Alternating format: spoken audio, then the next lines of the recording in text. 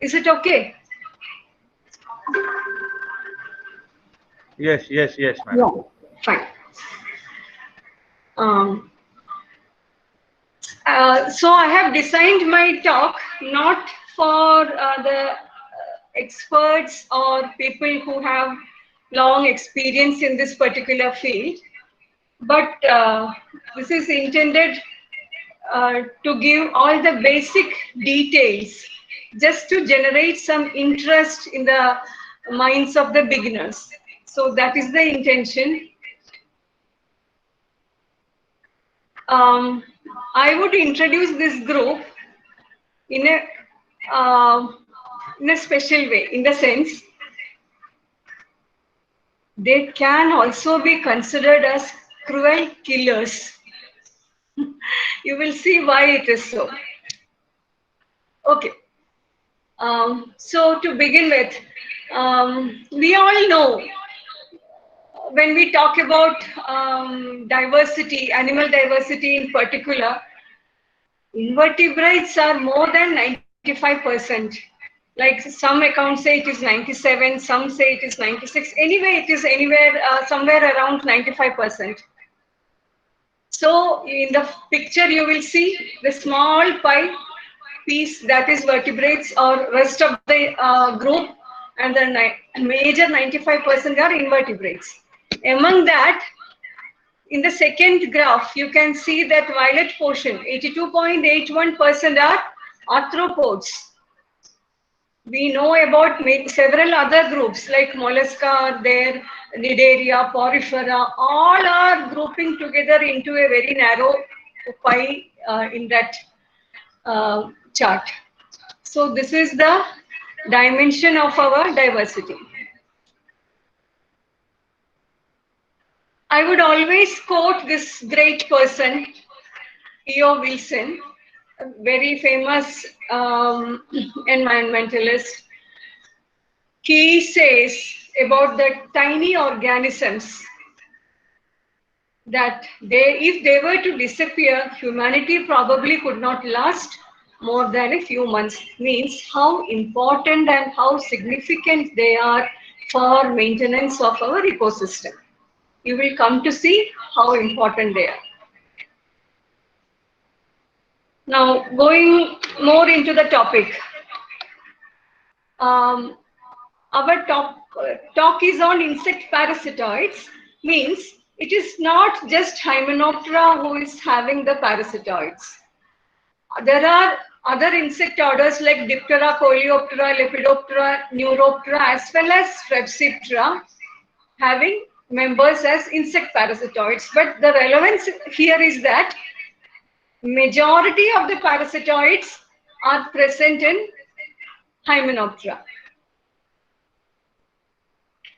See, this is a very basic question, a common question which we all face during the interviews and all such discussions also, difference between a parasite and a parasitoid. Both are natural enemies, that is true. See, just imagine one head louse as a parasite. Then you will be able to grasp the concept in a better way. Means parasite and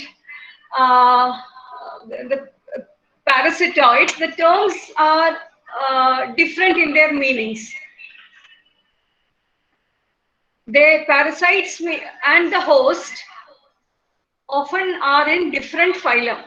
See, human being and the lice, they are different phylum. Whereas in the parasitoid, mostly they are arthropods. Both the host and the parasitoids are in the same phylum. For the parasite, the continued living of the host is very important. So it will never kill the host. Whereas in the case of the parasitoid, it will kill the host. That's why I told you they are cruel killers. They will kill the host before the host reproduces. That is one of the major difference. And the parasite doesn't bother about such things, whether the host reproduces or not. It is none of its business. Then, in the case of parasite, both the immature and the adults are dependent on their host for the entire life. Here in the parasitoid, the adults are free living. That is why they are killing their host. Only the immature stages need the host for their survival. Again, parasite and the host, they live side by side, means from one host the parasite can move to another one, from there to next one, like that. Parasitoid usually is confined to one single host, though there are some small exceptions in what we discussed now. This is the general pattern. Hope this concept is clear to you all. So going back to our diversity figures, Arthropoda we discussed. It's a very big group compared to other small groups in invertebrata. See, these are the 4 subphylum in Arthropoda. Crustacea, Myriapoda, Chelicerata and Hexapoda. See the Hexapoda, how big it is. And in the second pie, you will see the distinctions into Coleoptera, means major insect orders. And Hymenoptera with almost 1,17,000 species, that violet part. It is in the 4th position according to the Annual Review of Entomology of 2017. There may be other figures, that's why I quoted this particular literature. And the important part is that 75% of Hymenoptera are parasitic. Here lies the 75 to 80%, more than 75% are parasitic. This is a favorite pie chart of all entomologists. Here some percentages are given. Here Coleoptera is 38%, Hymenoptera is 13% of the total insects. Okay. So we all know Hymenoptera means ants, bees, wasps, sawflies. Sawflies are not that familiar to all, but yes, ants, bees and wasps are very common groups.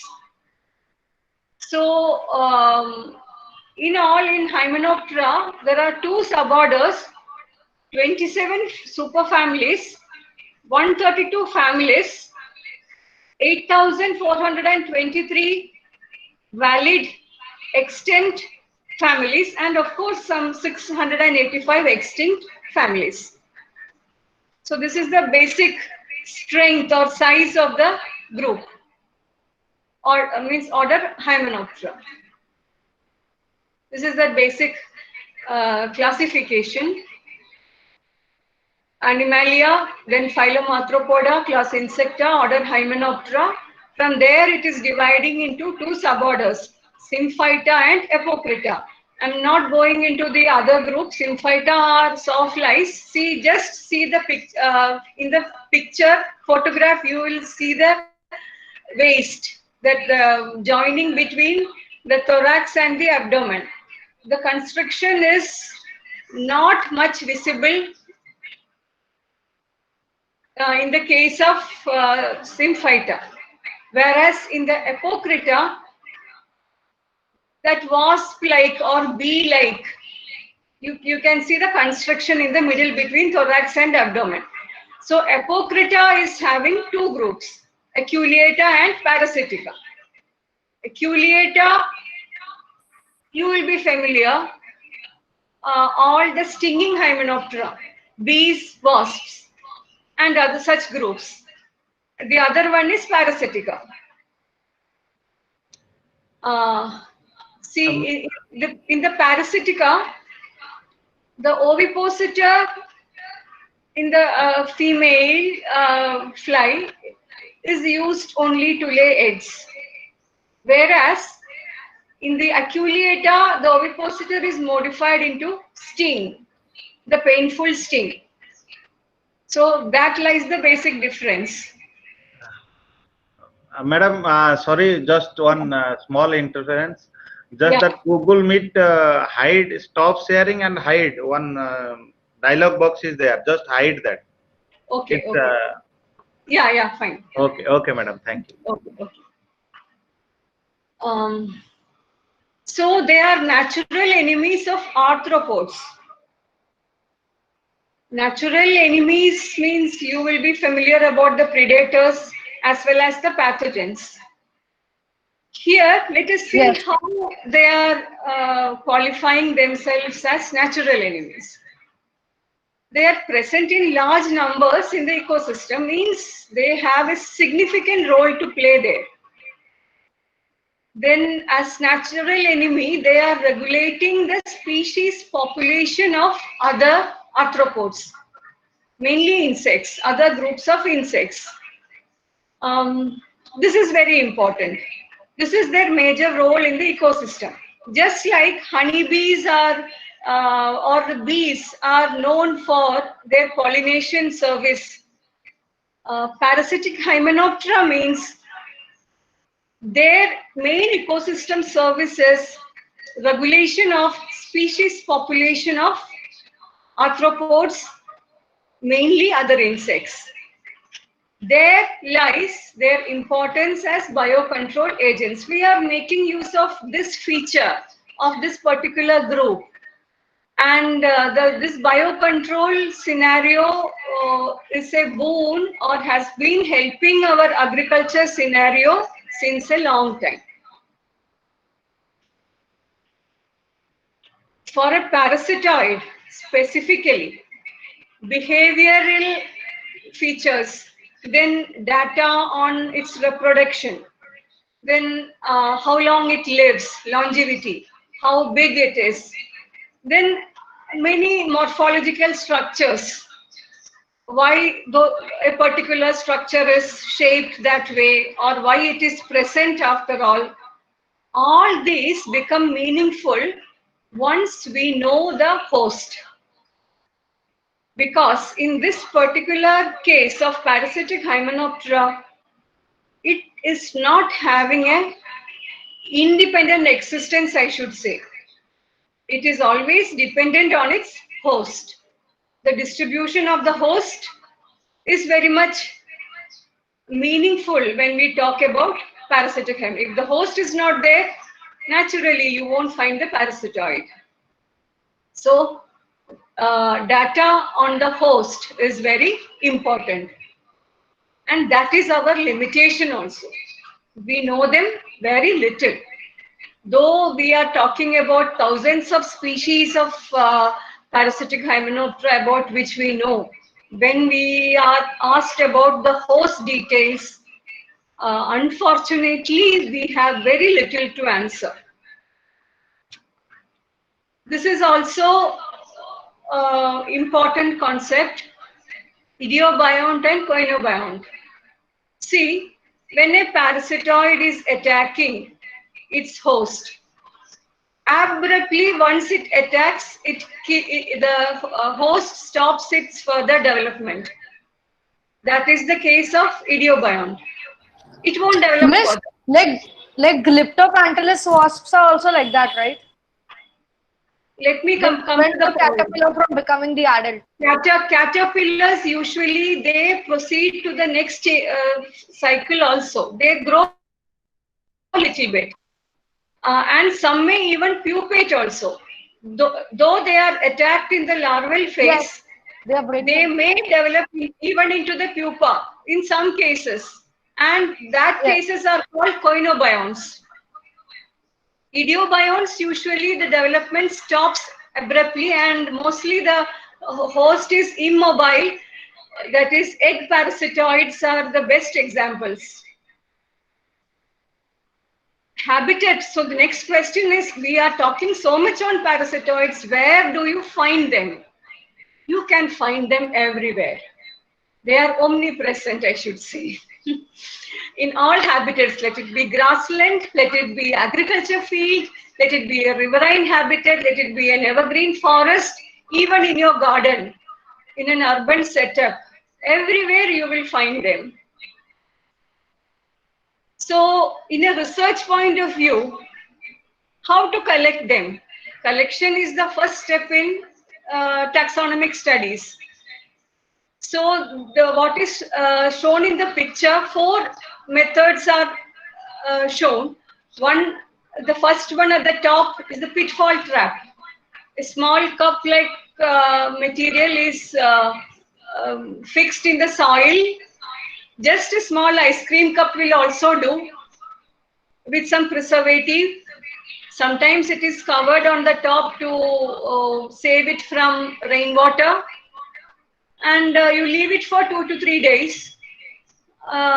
Those organisms active in the soil are collected inside.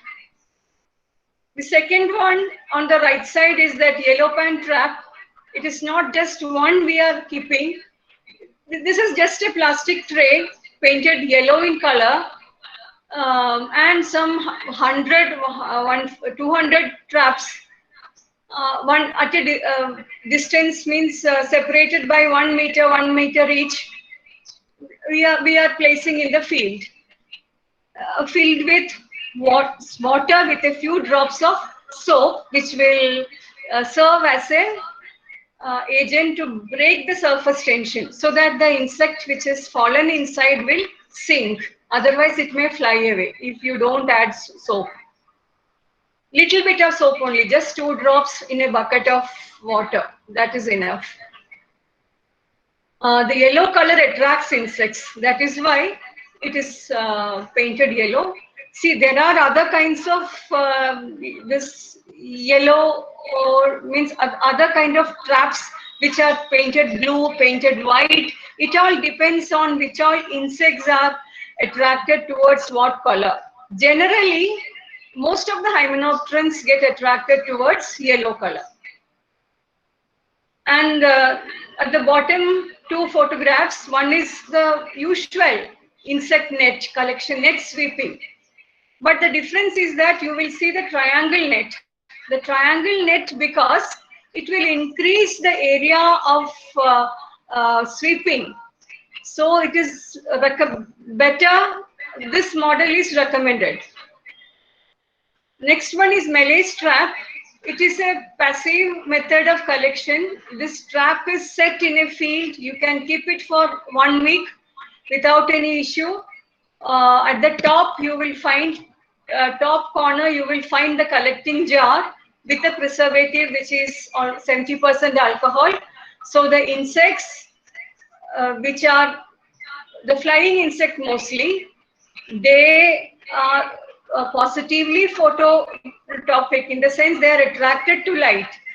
They climb up, they fall into the preservative. At the top, there is a hole there. That is why when they climb up through the hole, they are falling inside that bottle, which is having the preservative. That is the collection bottle. It's kind of like pitcher plants. We will have the discussion after the session. That will be better. Yeah, Okay. yeah. Please keep all your questions to the Yes. end of the lecture. Every question, as far as I know, I'll try to answer. Don't worry. Okay. So,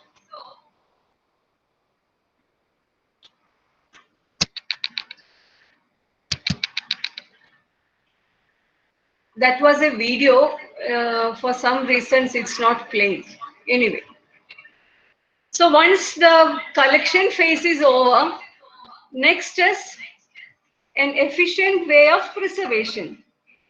So until and unless you are taking the specimen for studies, you can place them in alcohol, like 80% alcohol or 70% will do. But if you are planning DNA studies, better to go for 100% alcohol itself.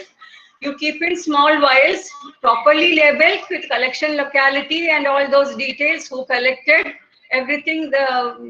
Like if you know any other further parameter regarding that habitat and all, you can record it in your field book. So you are keeping the specimens in alcohol, that is wet collection, wet way of preservation, and the entire box is kept in the fridge. That is better. So the next step, when you are taking them out for taxonomic studies, how best to see the parts? And everything depends on the size of your specimen. If your specimen is big enough, like you just imagine, if it is big enough to the size of a small honeybee, or even what else can a small beetle size and all, means to be a familiar insect, I am using the term beetle. Then you can pass the entomology pin through its thorax, so that is called direct pinning. You can do direct pinning of the insect in case the insect is little bit big. The general size of the parasitic Hymenoptera, it will vary from even less than 1 millimeter, like 0.2, 0.3 millimeter to generally the range is still 10 millimeter or even 15 millimeter. There are exceptions. Some groups may be little on the higher side also, but the average size is somewhere between 2 to 10 millimeter. So if it is 10 millimeter in size, then you can go for direct pinning. Suppose it is 2 millimeter in size, then you have to paste them on the tip of a triangular card. That needs some skill. Of course, practice makes one perfect. So that rule is there here also. This is pinned at the tip because when you keep them under the microscope, that will help you to see almost all the parts in a good way. See, these days we are blessed with good microscopes and also imaging features. So to take good photographs also, this kind of pinning is advisable. Earlier we used to use that rectangular cards and the specimen is kept in the middle almost. Though that gives more safety to the specimen, but for doing digital imaging, the parts are not fully visible. So that is why once the imaging system came, we have shifted to the pointed cards from the rectangle cards. And if the specimen is too tiny, like 1 mm and smaller, and the body is very delicate, some are very delicate, some are having, some are steady enough. So the delicate specimens like mimarids and all, you cannot do that direct pinning or even point mounting. You have to depend on slide mounts. Neat slide mounts are made, permanent mounts are made, and they are studied under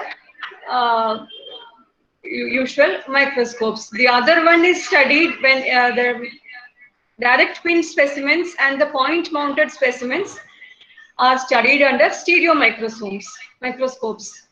See, this is an one of the best, I should say, the type of imaging system for parasitic Hymenoptera. The specimen you see, the picture you see in the screen, that specimen is hardly 1.5 millimeter. And see how beautifully the picture is coming on the screen. You can study almost all parts and see the pictures at the bottom, these two pictures. It looks very clear. These are one of the best images I could ever take in this microscope. The sculpture of the head region, everything is crystal clear as if in an electron SEM photo. Okay. This is just for a reference purpose I gave. In the same genus, see, I've taken the head picture of different species. See how the character you can see in the picture, that how they are different in different species. So specimen is very small, 1 to 1.5 millimeter only, and whenever you take the picture, this putting a scale is very important because it gives you a relative account of how big the specimen is. Here see 0.1 millimeter is the scale. Similarly, I have taken that abdomen of different species of the same genus. So this is how it varies among the species in the same genus, that is congeneric species. So the parasitoid superfamilies in India, we have approximately 6,710 species. See the 13 major superfamilies. I'm not reading out the names. The first 8 of them are small groups. Total coming only to 150 species. They have each have only, some are only having 10 species, some are having only 2 species known from India. And while from 9 to 13, they are somewhat moderate, big groups. So in the graph, it is very clear Chalcidoidea superfamily is the largest superfamily of parasitic Hymenoptera in India, with 3,120 species.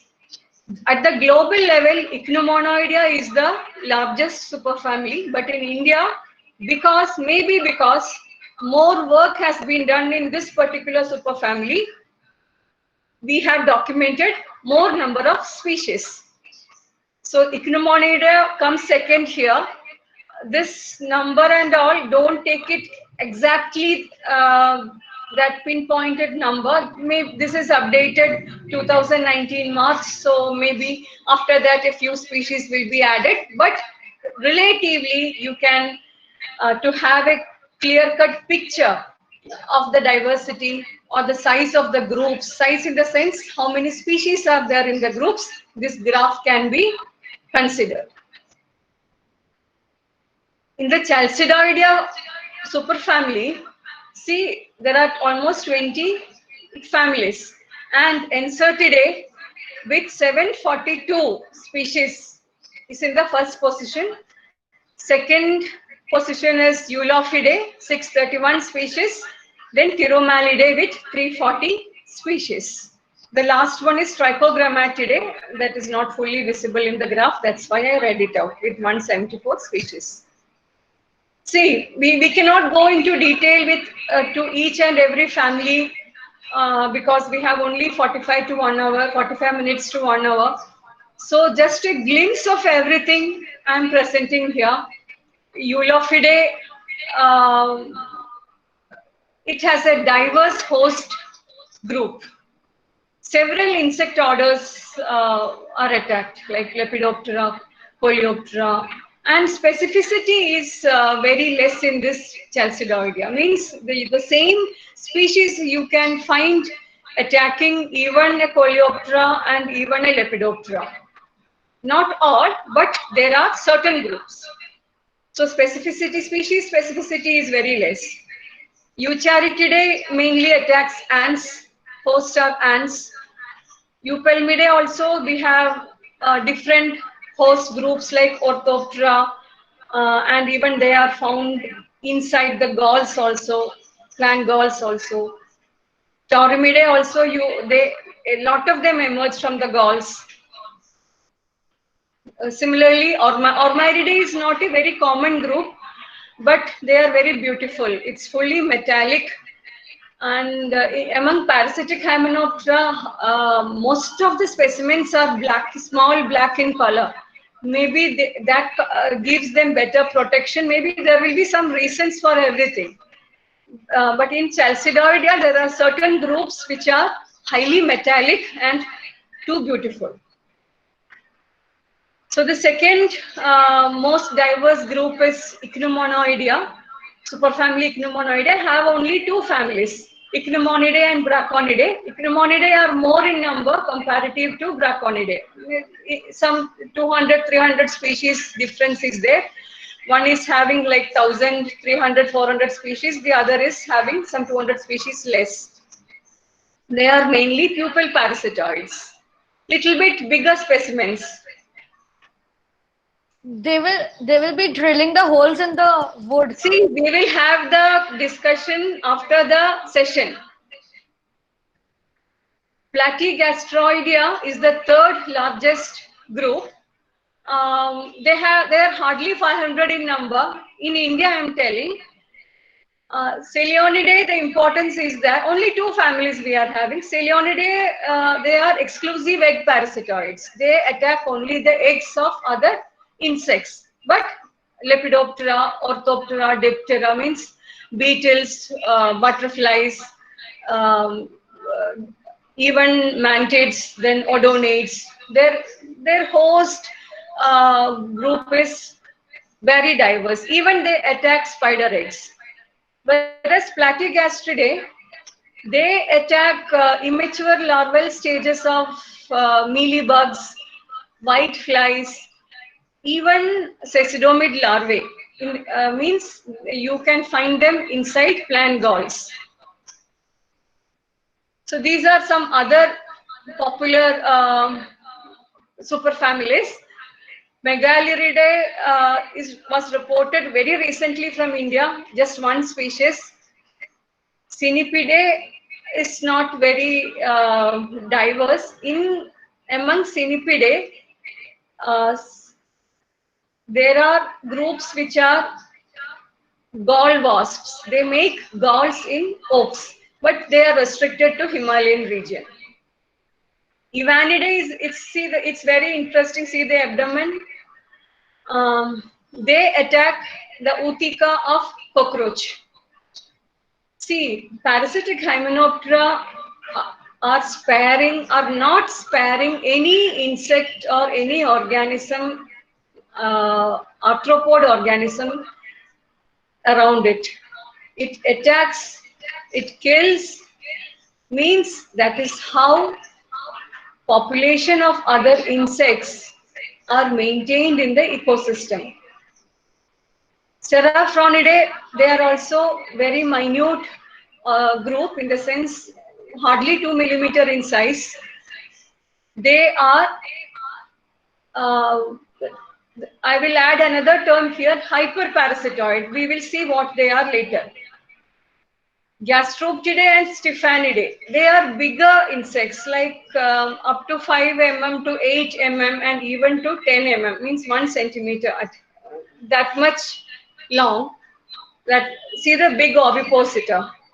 Stephanidae are attacking wood boring larvae of beetles, whereas Gasteroptidae, they attack solitary bees and wasps. See, now itself we have almost mentioned all insect groups. Like bees are attacked, wasps are attacked, Lepidoptera are attacked, Orthoptera are attacked. So what is remaining? So these are the three categories. Egg parasitoids usually attack the insect eggs. Larval parasitoids attack the insect larvae. Then the pupal parasitoids, they attack the pupae. Sometimes when the larva is attacked, it will continue its development and the adult of the parasitoid will emerge from the pupa. And in the case of parasitic Hymenoptera, the size of the host is very important. See, just like human beings also, if you are malnourished, malnourishment means what? You won't grow like others. The same way, if the conditions are not favorable, means it's a dry season, the host is not getting enough food, the host is small in size, means the parasitoids emerging from them also will be small in size. So size alone will not be a factor when you study the species. This is what we are telling about hyperparasitoids. Am I audible? Yes, yes, madam, you are audible. I had just Yes. removed that extra link of yours Okay. because it was giving double sound. Creating issue. Okay, fine. So this hyperparasitoid, you can see they reach the 4th trophic level. First trophic level, of course, is the plant. Second trophic level is the primary herbivore, which eats the plant. Third trophic level is the primary parasitoid. And the hyperparasitoid is at the 4th trophic level. And there are even hyperparasitoids of this particular hyperparasitoid, means it is going even to the 5th trophic level. So the ecosystem, how things are happening in the nature, it is not very simple or easy as we think. This is the 2 examples. Second one is the aphid. Aphid is attacked by that primary parasite coming under Braconidae. See the hyperparasitoids. They are seraphrenoids. They are, this is Megaspilidae coming under Cynipoidea. Then this is Alocysta coming under, this is coming under, Alocysta is coming under Cynipoidea, Megaspilidae coming under Seraphrenoidea, and this is Encertidae.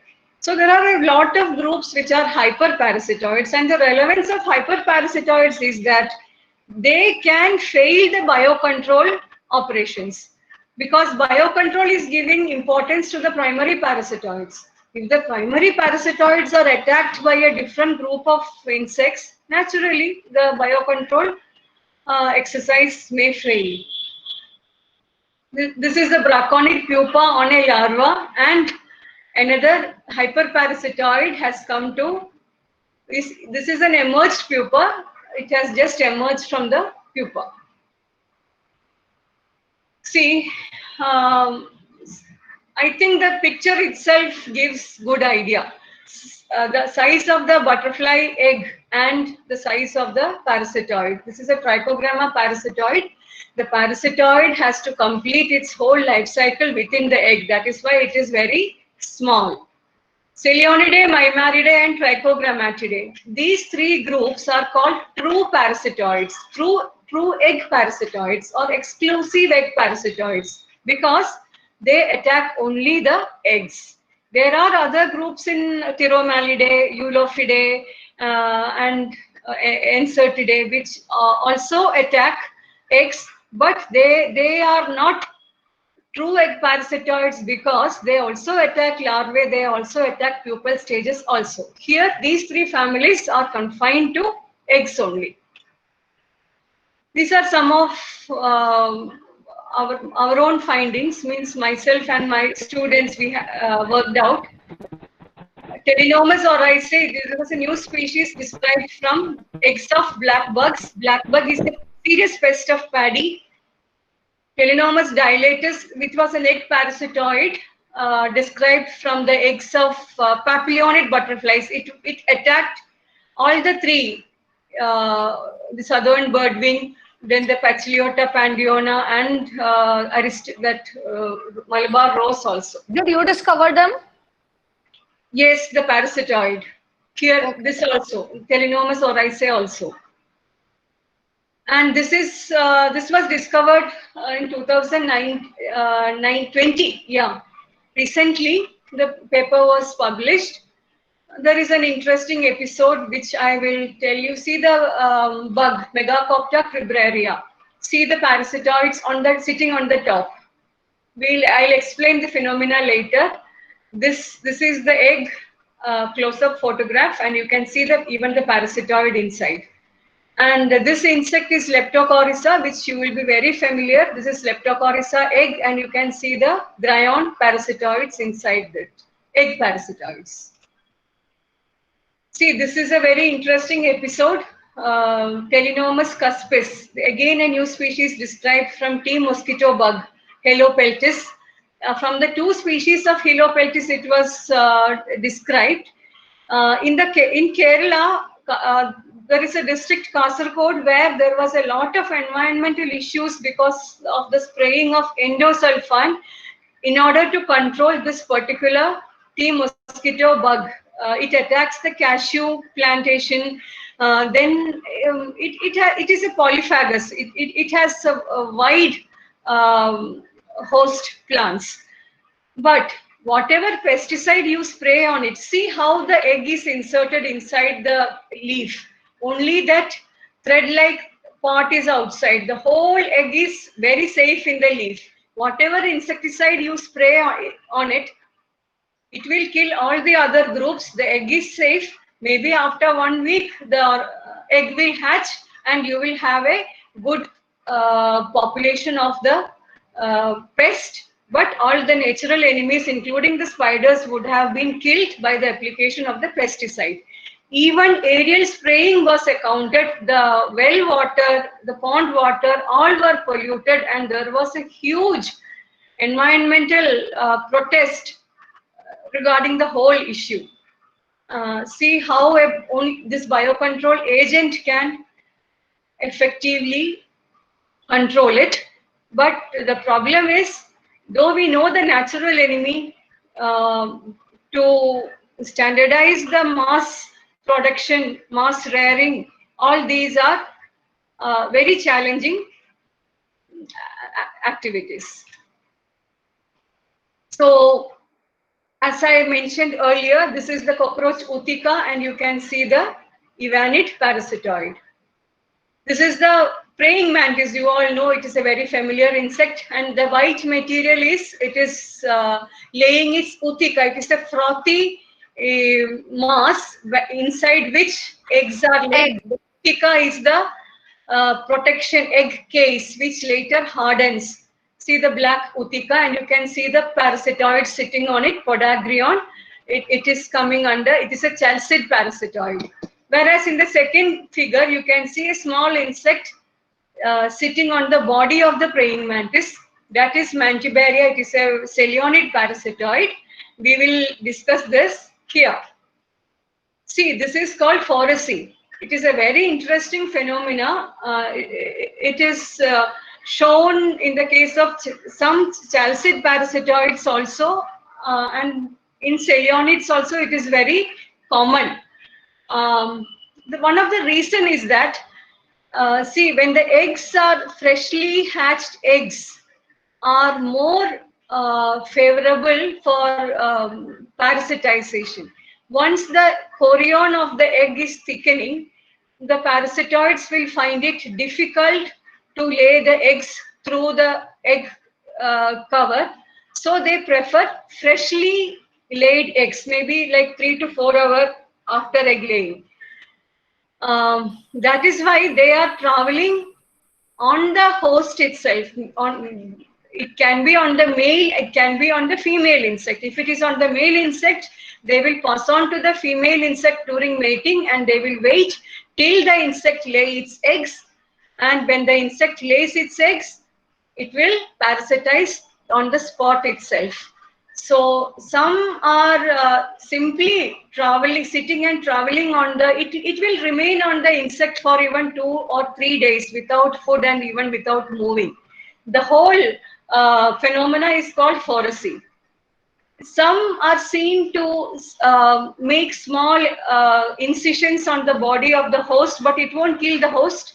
At this stage, it will feed on the body fluid. Some are sitting on the legs here. They are Protelinomus species. This is a Trisolcus species. This is that this particular, in a couple of slides earlier we saw that Paratelinomus anu. So it is that particular species. We had presented one paper, poster presentation, like a compilation of Hymenopteran egg parasitoids of Lepidoptera. This was a literature-based study. So only from that Universal Chalcidoidea database, we shortlisted all the egg parasitoids along with the host. And we could see that 6 families are attacking, Trichogrammatidae, Incertidae, Eulophidae. It's not Platygastridae. Now the name has changed. It is Celeonidae. Then Eupelmidae, Pteromalidae. So the 6 families are attacking 113 species in 10 genera. Of these 6 families, attack 290 species in 202 genera of Lepidoptera. It may be even more, but as per the Chalcidoidea database, this is the number. It seemed very interesting how the interactions are species in interspecies interactions are happening. Just a picture of a larval parasitoid, how it looks on the larva at small white cotton plugs. You are seeing individual pupa of braconids. See, this is our own photograph from one of our survey. I was surprised to see. I was seeing this for the first time at that maybe some 10 years ago. I found a small cotton ball-like structure attached to this particular larva. The larva was dead. And when we kept it, after some 5 or 6 days, 180 to 200 braconids emerged from it. When you remove that cotton-like layer, this is how it looked inside. Individual cases were there from which the parasitoids had emerged. This is another interesting story. This happened in one of our surveys to Chinnar Wildlife Sanctuary. There was a tree almost looking dead. It was a dead tree in the sense, Litsea species. And there were small minute holes on the tree, and we could see small parasitoids also sitting on the tree. So we thought there is something really very interesting. So we collected some of the parasitoids, plus we took along with us this tree which is chopped into small like 10 to 12-inch pieces. Then we kept the piece of the tree, that is a piece of log in a covered glass cage. To our surprise, see the 7 species in 5 genera and 4 families: Eupelmidae, Pteromalidae, Eulophidae, Eurytomidae. All of them emerged, plus the host beetle also. So you can just imagine what the extent of happenings around us. Two species of Eupelmidae, 3 species of Pteromalidae, 1 Eulophidae, and 1 Eurytomidae. All were 5 of them were new species. Chalcid parasitoids of stem borer. This is the stem borer beetle, Demonax decorus. So it was a very interesting finding. This is a very common coconut black-headed caterpillar. See the damage it is causing on the coconut tree. The leaves are becoming, see, it looks like just skeleton is there. Like some burn has happened, and see the larva pupating inside the leaf sheath. This is the adult, and this is a very promising parasitoid, larval pupal parasitoid, Bracon brevicornis. These are some other pupal we were discussing on egg parasitoids, we discussed on larval parasitoid. Now we are discussing on pupal parasitoid, which attacks the pupa of insects, mostly Lepidoptera. Ichneumonids are seen also attacking spider eggs also. Racemaria is a very promising pupal parasitoid of Lepidoptera. See the example. This happened in my own house. I was rearing it, and see when a small child comes and asks you to explain about parasitoid, this is the best example you can tell him or her. Ask him to collect a few caterpillars or a few pupa. Ask them to put it in a small glass vial, cover it with a small muslin cloth, and leave it for 5 to 6 days. Usually from a pupa who should emerge, the adult butterfly should emerge. But instead of that, if these tiny organisms are coming out, it means they are the pupal parasitoids of this particular butterfly. And the concept is very clear to the students. This is a very sad story. Attacking aphids. Aphids are, though they are pests, they are not easily mobile, they cannot run for their life. So that particular feature is made use by the parasitoid. On the live insect, it is depositing its egg, and very soon inside the aphid body, the development of the parasitoid takes place. See the parasitoid coming out, and the aphid is called aphid mummy. Aphid mummy means just a case, it remains. A small lid-like opening, and this parasitoid has come out. Similarly, they attack the white mealybugs also. This is the whitefly pupae, and this is Amycus vignis, another new species which we described, which has emerged out of it. See this is a pepper leaf and the gall on it. From inside the pepper gall emerged Platygaster luteus. And see, from inside one gall, we got some 8 to 9 individuals. It is not polyembryony. This is just gregarious parasitism. In polyembryony means the sheath will be a single sheath, and more than this, hundreds of individuals will be there. Though polyembryony is reported in Platygastridae. This is not polyembryony. This is gregarious parasitism. So there are, see, galls and leaf mines. If you see, those interested in parasitic Hymenoptera, better not to miss them, because you will get a diversity of groups when you are studying the galls and the leaf mines. At least 17 families of parasitic Hymenoptera are very frequently encountered. 12 are from Chalcidoidea itself, and Platygastridae is there. Pneumonidae comes out, Braconidae comes out, Seraphonidae comes out, Fidgetidae comes out. But the problem is that it is very difficult for you to tell which is the gall inducer there or which is the gall inquilin. Inquilin means you can't define the purpose why they are found there. They are not inducing the gall. They may be the parasite, or they would have come for some feeding purpose. We don't know. There may be some hyperparasites also. So when from inside the gall, all these will come out. It is interesting to make a list of the host plant and the different organisms coming out of it.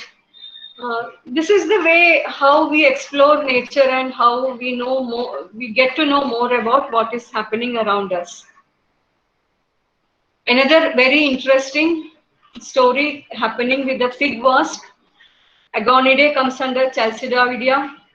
See, we have almost 750 species of figs in the world, and out of that, 89 species are found in India. The figs are usually pollinated by fig wasps, agonid wasps, and 115 species of wasps in 4 families are documented, out of which 34 are agonidae. See, all wasps coming out of the fig fruit are not pollinators. They are gall makers also, they are parasitic hymenopterans also. So for 25 species of the ficus tree, we have that ficus tree plus the agonid pollinator association worked out. For rest of that 89 minus 25, you know, rest of that, how they are pollinated, which is the agent which is pollinating. Usually this is species specific. For one particular fig tree, there is one particular species of fig wasp which is pollinating the tree. Very interesting association. It's an episode of co-evolution. So invasive alien species, next to habitat threat, climate change and all, invasive alien species is the main threat to biodiversity. So for eucalyptus plantations, some galls started appearing, which reduce the yield in the sense they are used for pulp purposes and all. So the tree, when the leaf is attacked, which is the main photosynthesis part of the plant, the leaf loses its growth, particularly the seedlings and all. So if the seedling is very small, it used to wither out. So Leptocybe invasa on eucalyptus. This is Eulopid, Hymenopteran parasitoid. Then Quadrasticus erythrinae, also coming under Eulopidae, which is attacking the erythrina. Erythrina is usually planted to give support to the pepper and some climber plantations. But these were controlled by importing biocontrol agents. And see, Leptosepe invasa and Quadrasticus erythrinae all have come from outside India. So if you are after a parasitoid or natural enemy, it is better to import the enemy or search for the enemy also in the country of the native origin and then control it. A very successful story of controlling papaya mealybug. So we have an experience, very interesting experience. When we went to survey in Lakshadweep Islands, we could collect a lot of Asterophagus papaya. This is an Encertidae. From the in the yellow pen traps, we could collect them. So when we inquired, we were told that in 2013 or 2012, some scientists from Kerala Agriculture University, they had released a population of this Asterophagus papaya in two or three islands in Lakshadweep as a biocontrol against papaya mealybug. Papaya mealybug is a very notorious pest, which having a very wide host range of 60 species of plants, affecting in almost 16 to 17 countries. So even after releasing in 2013 and 12, we could collect them in 2020 quite successfully. Means the population have settled there. Successful episode of biocontrol. And we could collect this particular parasitoid even from other islands where they were not directly released. Means from one island to the other, when the papaya is transported, along with them the natural enemies also are transported. I'm not reading out because there are many examples of biocontrol, successful biocontrol programs, and whenever you state about biocontrol programs, you cannot stop mentioning parasitic Hymenoptera. Some may be egg parasitoids, some may be larval parasitoid like the Apantellus, some may be pupal parasitoids. We already mentioned about the black-headed caterpillar of coconut. And leaving apart the biocontrol, for studies, Trosolcus basalis and this green plant bug, Nisara viridula, that model is taken to study the host parasitoid relations. So superparasitism, multiple parasitism, hyperparasitism, polyembryony, these are all modes of development in the parasitic Hymenoptera. See, when the same organism you can find many individuals, means in the host egg, so for example, you are finding some 8, 10, 20 like that, it is superparasitism. Multiple parasitism means different species, interspecific parasitoids, means more than 2 species, 3 species may be found inside one particular host. But in the superparasitism, it is only one particular species. So polyembryony, as I already told you, when we discussed about that Platygastra lutipus on this pepper gall, this is also an efficient way, but not all parasitic Hymenoptera is having this. In Encertidae Copidosoma, there is a genus which is well known for its polyembryony. Hyperparasitism, I think we already discussed. So this parasitic Hymenoptera are not just confined to the terrestrial environment. They are seen also in the aquatic, but in very few numbers. See, we don't know much about this area. We know if the host is inside, is a swimming or adapted for aquatic life, naturally the parasitoid also has some adaptation at least to some level to explore that aquatic medium. Some particular adaptation, see the wing, for example, I have kept, or like swimming. So when you get a sample in front of you, when you see such kind of adaptations, naturally it should strike in you that this may be for this particular purpose. And the body also having some stiff hair where the air bubble can be trapped for breathing. So the host can be heteropteran bugs, Odonata, some aquatic Lepidoptera are there, some aquatic beetles are there. So their eggs are attacked.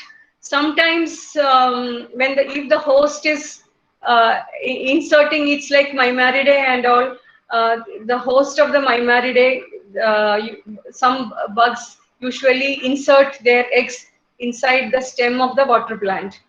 So there the Mimarid swims and goes and attack the eggs.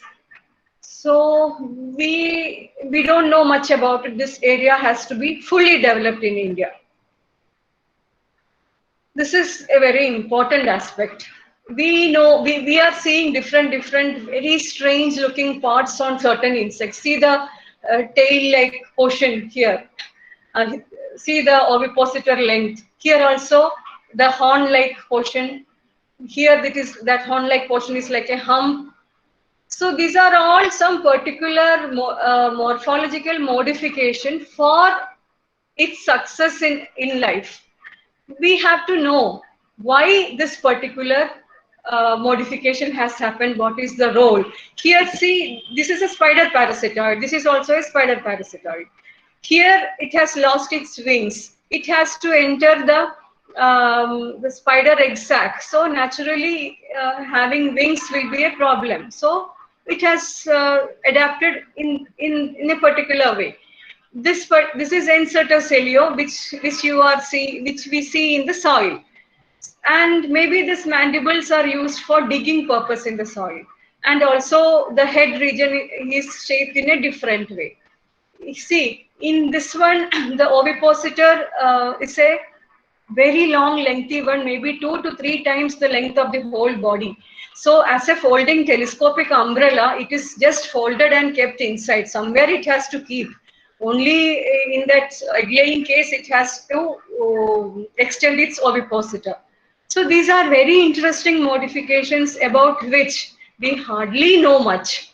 And see the special shape of the wing here. We usually say it is spoon-shaped. Why it is spoon-shaped?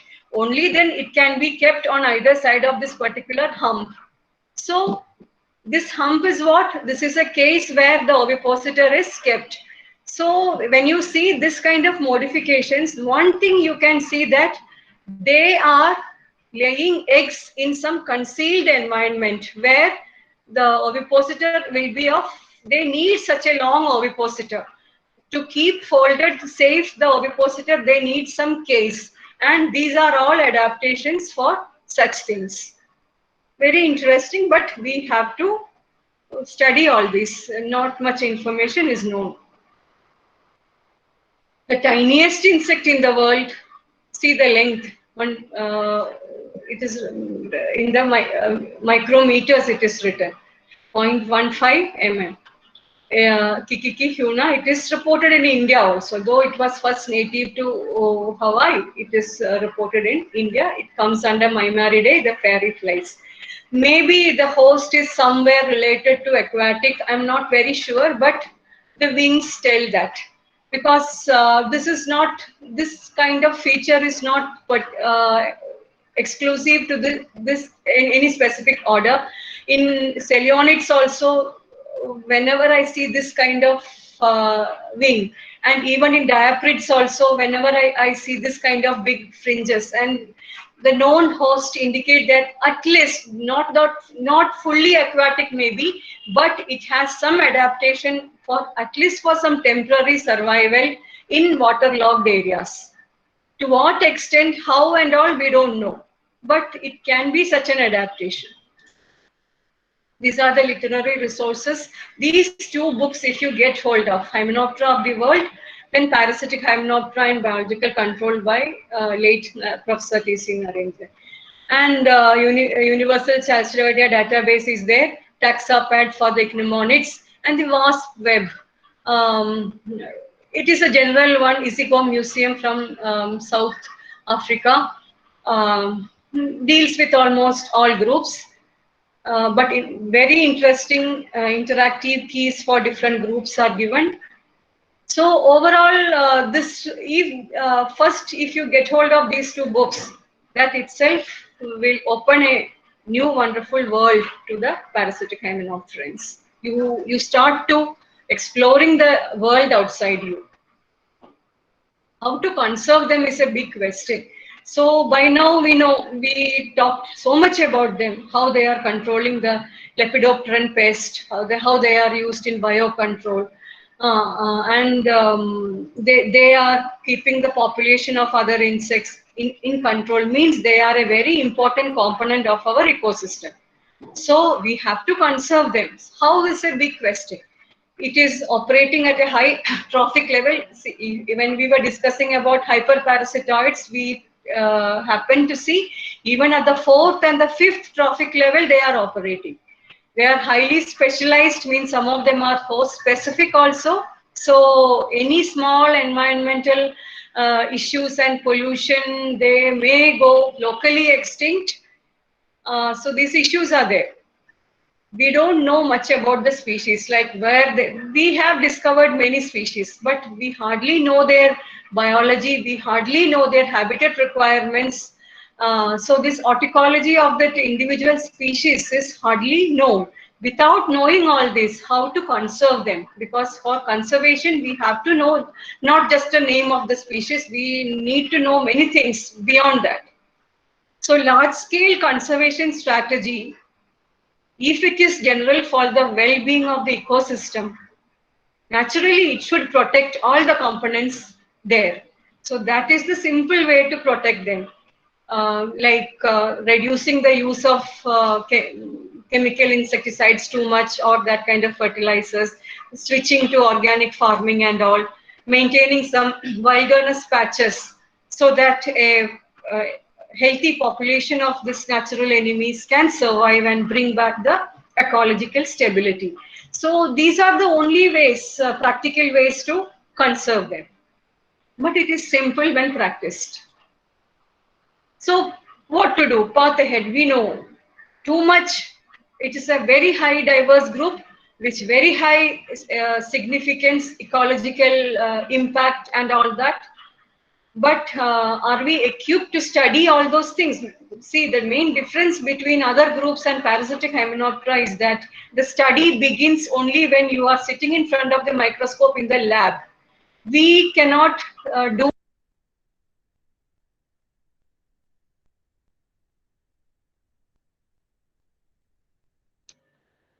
Madam, your computer had got mute. Please unmute yourself, please.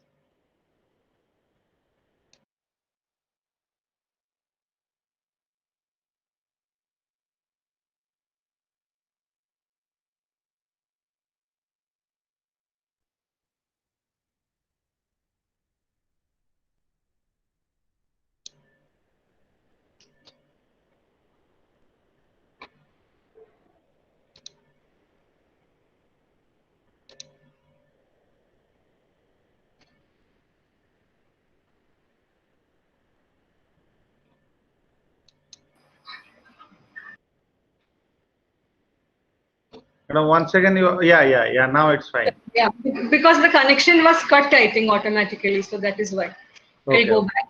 Yeah. Okay, madam, Yes.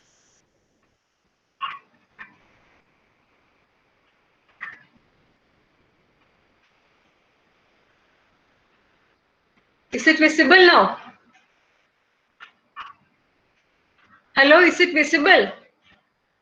Yes, madam, it's visible. Okay. So this is one of those last slides. Yeah. So we have to augment our taxonomic strength. Again, did it go? Hello? It's perfect. It's perfect. Yeah, okay. So we have very less number of taxonomists to work on such a diverse group of insects. So augmenting our taxonomic strength is the first priority, because this is a time-consuming field where you have to sit before the microscope for hours. There is no shortcut to study them. So it is a little bit challenging part, but very satisfying, because you are contributing to the discovery of several new taxa. In This may not happen in other groups which are already explored much. And there are cryptic species, means they are morphologically similar, but yet they may be different genetically. So molecular studies are essential to bring out that cryptic diversity. Then institutional collaborations are needed, because a same person cannot in this field specialize in several taxa. So if you are working on host-based parasitoids, several groups may emerge from the host. Like you have seen, egg parasitoids are different, pupal parasitoids are different, larval parasitoids are different. So the experts may be in different institutions. So until and unless there is a good inter-institutional collaboration and cooperation, nothing much can be done. See, all the several examples which I showed you regarding that new species discovery and all, it is all a joint combined work from several institutions. They used to send the samples. Then if it is in my speciality, I will try to identify. If it is a larval parasitoid, we will give to that particular expert, because the same person may be able to identify, but to describe a new species and all, you have to be so much thorough in that particular taxa, and it is very difficult for the same person to specialize in such a vast number of taxa. Our discussion won't be complete without mentioning Professor T.C. Narendran. Unfortunately, he's not there with us now. He left us in 2013. Who laid a stable foundation for parasitic hymenopteran taxonomy in India. Professor Hayat in Aligarh Muslim University, with a good number of students, is still continuing his excellent contribution to Indian parasitic hymenoptera, especially Aphelinidae and Encertidae and groups like that. So these are the expertise in not hymenopteran taxonomy, sorry for that, it is parasitic hymenopteran taxonomy. Maybe I have left out a few, but I have tried my best to include. I tried my best, 22 names I got. Maybe some juniors will be there who are good in identifying, some 2 or 3 at the most. So whole India this is, and we are talking about that almost 75% of the total hymenoptera, means parasitic hymenoptera in India. That is coming about 10,000 species of hymenoptera we have in India. 75% means almost 7,500 species, and scattered in like 13 superfamilies. So we don't have enough strength, taxonomic strength to, or even if you sit for day and night also, there is limitation, and we need more people, more youngsters to come in the field. See, it is not a big organism. So you decide, does it really matter if they go extinct? I'm not telling you the answer.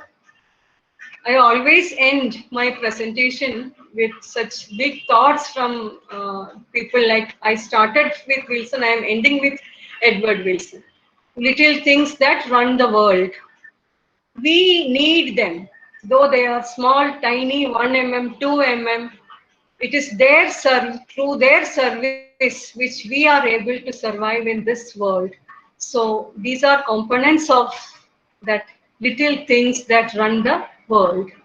With this, I conclude my presentation. Now we can take up some questions. Thank you very much, madam, for your very elaborate and lucid presentation. Now I am requesting the participant, please go ahead with your questions. You can unmute yourself one after another. Please discuss and interact. You are free to interact now, please. Yeah.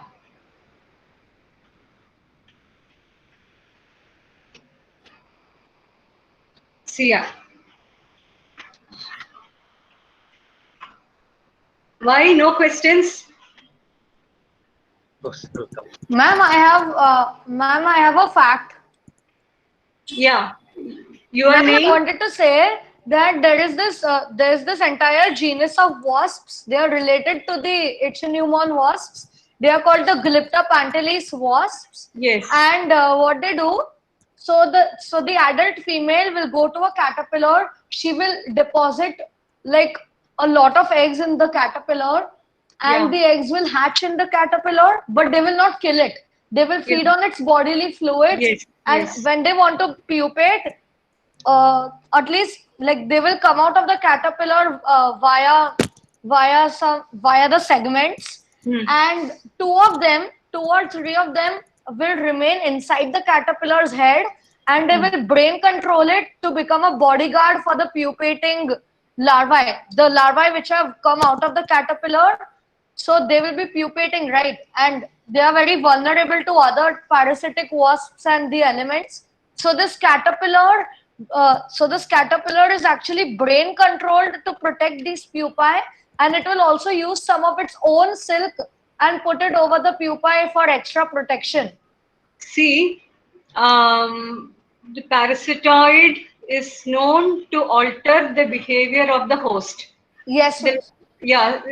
Miss, and then after that, the larvae in the caterpillar which have not pupated, they will die off, and the caterpillar will die of starvation Yes. after the pupae will become adult Glypta See, pantelis the wasps. only thing you may have to check again one aspect, that 2 or 3 will go in the brain and control it. It may not be that way exactly. Even if they don't go into the brain directly, also Yes, yes, they can control. once the parasitoid attacks the host, the system of the host will be manipulated. Some behavioral modifications are observed in many groups. This is a well documented study. Ma'am, you were saying about the we want more people to become the Yes, entomologist yes, and everything. I want to become an invertebrate zoologist. yes. You are welcome. Thank What I we will discuss later. you. Yeah. Yeah. Good to hear that you are interested.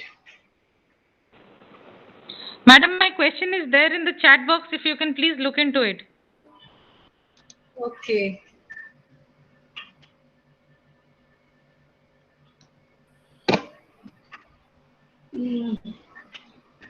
Do we find any cannibalism? Is it that question? Yes, ma'am. Among the parasitoid wasp, when they are there Madam, in the... cannibalism means I have marked this amongst the spider wasps. When they are there in the host's body, there is some kind of competition. But I am Yeah. not sure if cannibalism has ever been recorded. So I mean to ask, has that ever been recorded in the parasitoid wasps? I think 1 or 2 strange cases are there. It may Exactly, be for ma'am. Even that is competition. my recording also. Yes, it may be for competition, but not much work has been done in this field. I'm not very much aware of that fact.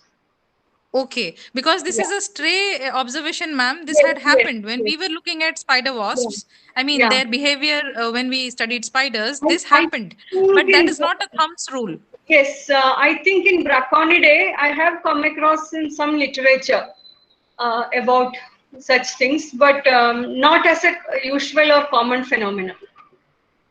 Okay, ma'am. Thank you Yeah. so much. Nice to see you after Delhi, your meeting at Delhi. If you could recognize, this is Yeah. Devi from Bhubaneswar. Okay. Nice Okay. seeing you here. Beautiful talk. Thank you so Yeah, much. thank you. Thank you.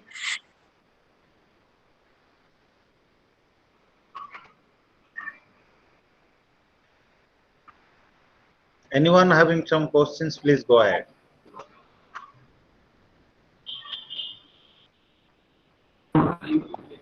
Good afternoon, ma'am. It was a wonderful talk. Really enjoyed it. The question Thank you. the question that I have is, if we send a sample to you for identification, So, like, will ZSI help us with molecular identification as well for the specimen? Which group are you working? See, I'm not working on that. Actually, I'm working on Hemiptera. That is the second trophic level. But many a times I have seen that, like from the eggs, some parasitic Hymenopteran emerged. So some Yeah. of them I've just kept because I am not an expert on parasitic Hymenoptera to recognize it. But it See, really fancied me. directly relying only on the molecular identification, I won't advise, because that is a Okay. secondary tool. That is a secondary tool. We still accept it as a secondary tool. So you have to identify it morphologically, and from there, if still there is any confusion, we will be going to the molecular level. Usually that is how it is Yes. done. So, like, for both the level, will you be like helping us? Like, can I It expect? depends if at all we are having the expertise of that particular group. Because Sure. as we have shown you how many families and how many genera, all these are present. So in case we have the expertise, certainly ZSI is having that regular identification and advisory services, which is extended to all. Thanks a lot. I'm looking forward to such association because I have got some. Better to send the photographs first so that we will see whether that expertise is available. Then Okay. then you can proceed to sending the specimens. Okay, ma'am. Is your email ID there on the website? Yes, yes. Even in the presentation also it was given, or I will type it here. No issue. Ma'am, kindly do that. Thanks a lot, ma'am. Thank you. Yeah. Ma'am, Yes. ma'am, I wanted to say, like, miss, after, miss, I don't know if like you can do it, but like after when you're free or something, could we have a Zoom meeting or something? Like, I want to ask you questions about Sure, sure, sure. invertebrates. I am happy to answer. Yeah. Yeah.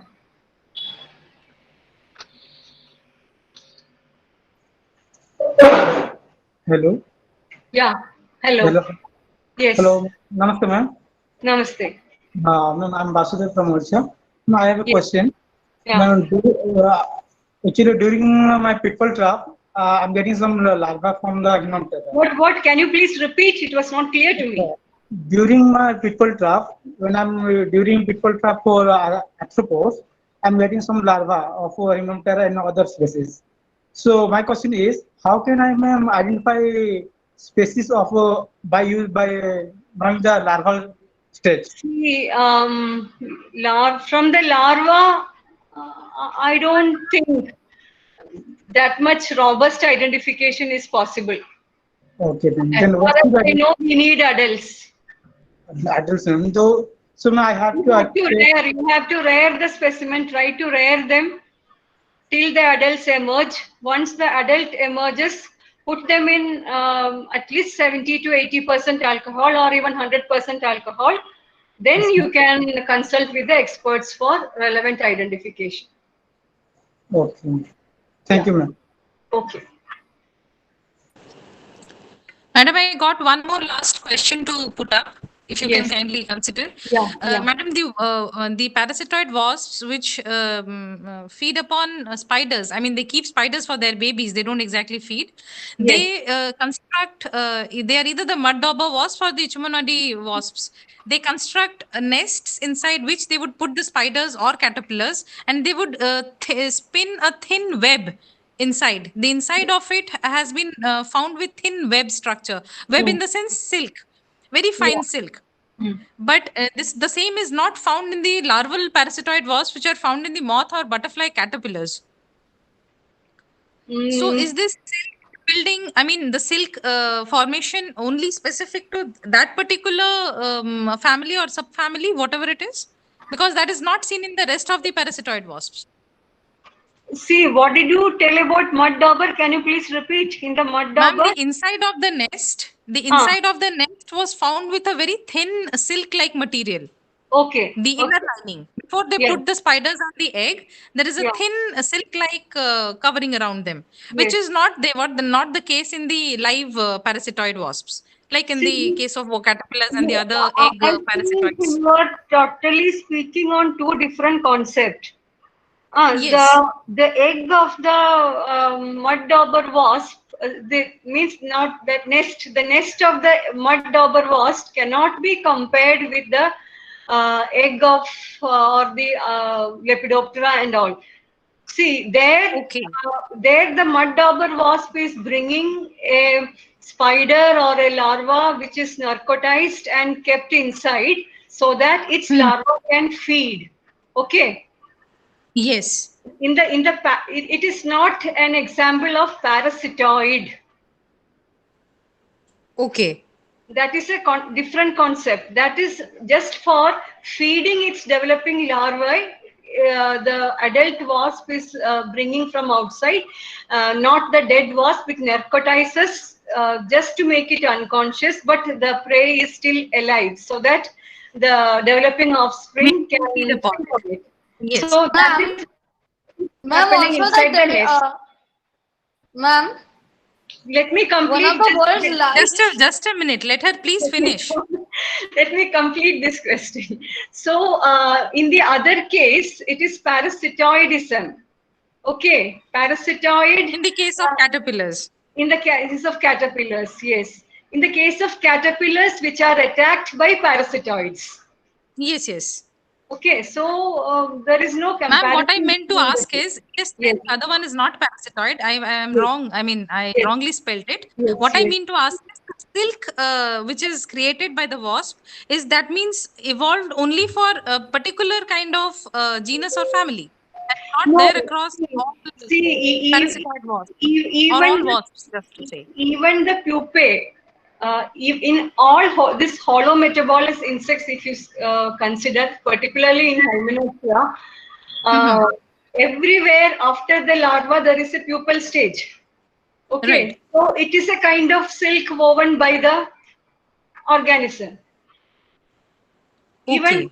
even on the larvae in the photographs, I don't know whether you noticed it or not. You were Yes, some of the seeing photographs they did have. white plug cotton-like structures fixed on the larvae. So these Hmm. are all woven by the developing larva as the cocoon, means as a protection again for itself.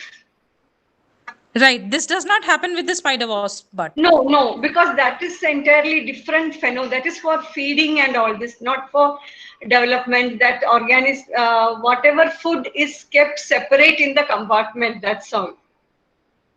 Right.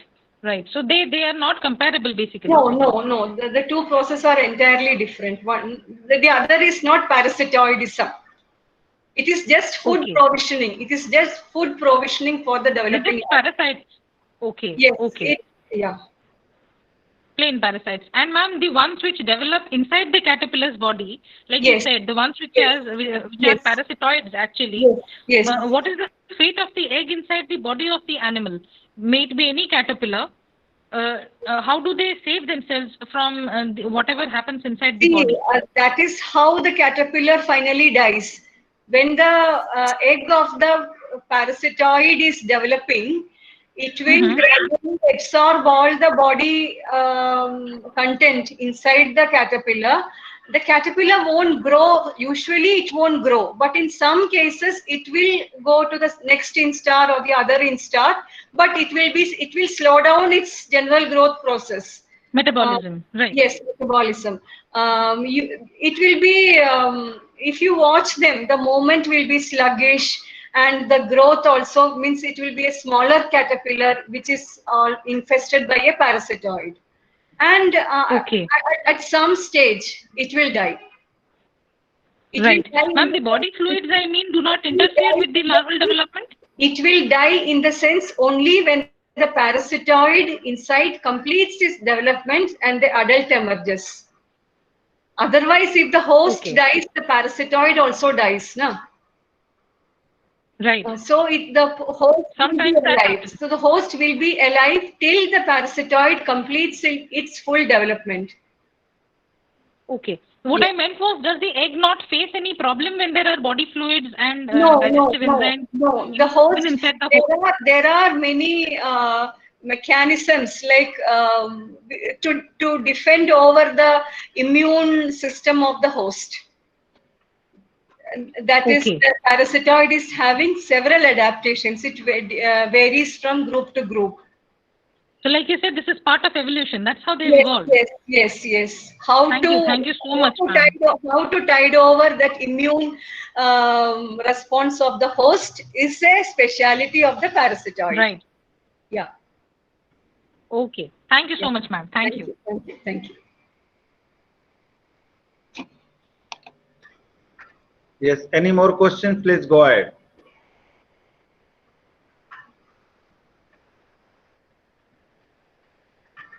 Ma'am, I have put up a question in the message box. Can you please read? Egg parasitoids lay multiple eggs within host egg, but only one emerges. What is the reason behind it? See, it is not always that rule. There are cases where several organisms, several parasitoids emerge also, but there are see, it depends whether it is solitary or gregarious. Okay. Because in the case of solitary egg parasitoid, first itself only one egg is laid. In the gregarious situation, sometimes many are laid, but the others die and one only emerge because of the sharing of the means content inside the egg. It will be available, it will be only that much available for development of only one individual. But in many cases, when I was dissecting the papillonid eggs, papillonid butterfly eggs are usually big in size. And some moth eggs also, they are bigger in size. I have found some 7 to 8 fully developed individuals. So before they could emerge, the eggs were preserved. So have to see, because there will be cases where more than one also emerging. Hello? Thank you, ma'am. I got my answer. Yes.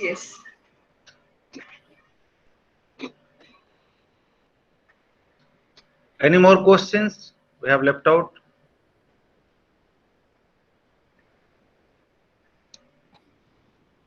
Sir, I had a question. Please go ahead. Please go ahead. Wait, is ma'am here? Is ma'am here? Like, Yes, I'm hearing you. yeah. Ma'am, why was this webinar titled like as parasitic Hymenoptera? Like, there are even parasitic ants,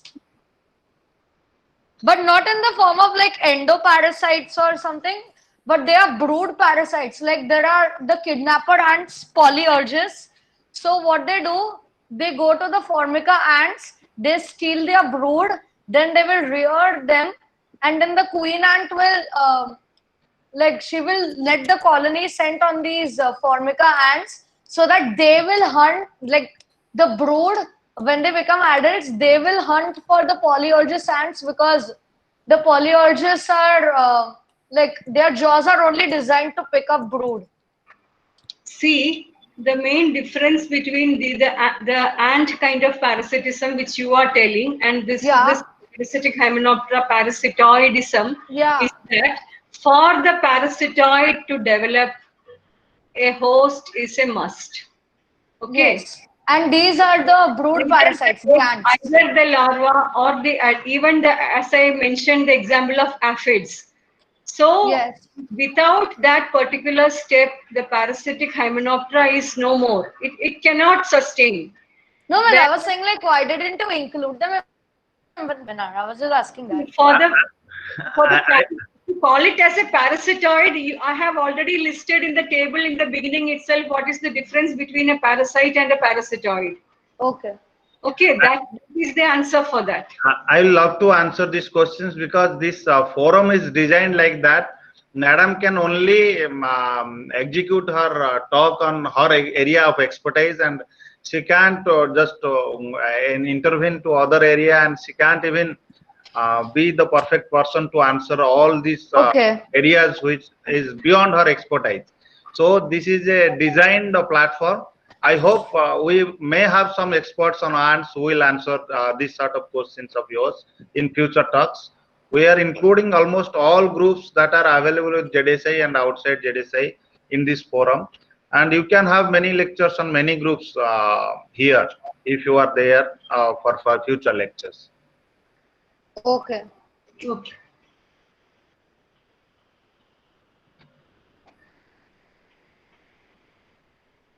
I hope we have taken almost all the questions, and from ourselves, I would like to thank Madam for your very nice, excellent, and lucid presentation as always. And my heartfelt thank to you and your team for this and enlightening the entire platform for this day. I would like to thank Honorable Director Zoological Survey of India for the permission of organizing this every weekly. Almost we are in the 8th or 9th week with this lecture. And I thank all the participants and my team of EVRC for doing the excellent job and conducting one webinar each week. And Madam, thank you once again for your kind presence and enlightening us. Even if I could know something about these beautiful insects and their role in the biocontrol activities, because we marine people, we won't have any idea on this aspect. It's very new and very interesting for all of us. Thank you very much for enlightening us, Madam.